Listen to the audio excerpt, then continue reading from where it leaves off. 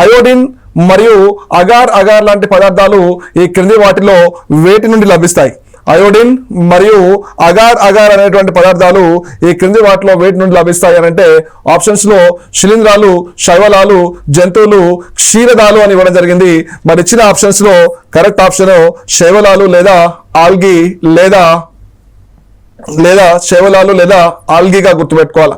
Right. So మరి agar agar అనేటువంటి పదార్థం కానీ అయోడిన్ అనేటువంటి పదార్థం కానీ ఫియోఫైసి లేదా గోధుమ రంగు శైవలాల నుంచి మనకు ఎక్కువగా లభించడం జరుగుతూ ఉంది.